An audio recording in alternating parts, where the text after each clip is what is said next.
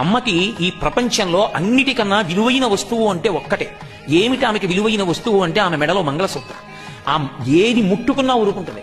ఆవిడ మెడలో మంగళసూత్రాన్ని ఎవడైనా ముట్టుకున్నాడో ఆవిడ అంగీకరించదు. ఏ స్త్రీకైనా తన ప్రాణం కన్నా ఎక్కువ మంగళసూత్రమే. ఎందుకు దాని పేరే మంగళసూత్రం? ఎందుకు మంగళసూత్రం అయింది అంటే తన మెడలో కడుతూ భర్త ప్రతిజ్ఞ చేస్తాడు. అది తల్లితో చేయడు, తండ్రితో చేయడు, ఎవ్వరితో చేయడు. మాంగళ్యం తంతునానేనా మమ జీవన హేతునా కంఠే బధ్నామి శుభగే త్వం జీవ శరదాంశతం అంటాడు. నేనున్నానని గుర్తు నీ మెడలో ఉన్న ఈ సూత్రము అని చెప్తాడు. ఆమె యొక్క ఐదోతనానికి గుర్తు ఆ మంగళసూత్రం.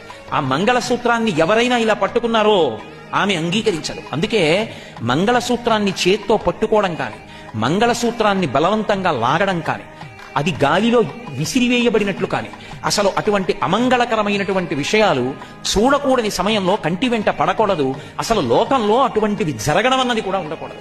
అసలు లోకాలకన్నిటికీ ఉపద్రవాలు రావడానికి కారణం అంతా ఎక్కడుందంటే అర్థం పర్థం లేకుండా టీవీ సీరియళ్లలో వేళాపాళ లేకుండా దీపాలు పెట్టే వేళ లేదు, ప్రదోష వేళ లేదు. సాయంకాలం అయ్యేటప్పటికీ పెద్ద రచయితలమని చెప్పి వీళ్ళు బయలుదేరి అక్కర్లేని మాటలు చెప్పించడం, మంగళసూత్రాల మీద చేతులు వేయించడం, కోట్ల మంది దాన్ని చూడడం. అమ్మవారి అనుగ్రహం తప్పి లోకంలో ఉత్పాతములు రాకపోతే ఏమొస్తాయి?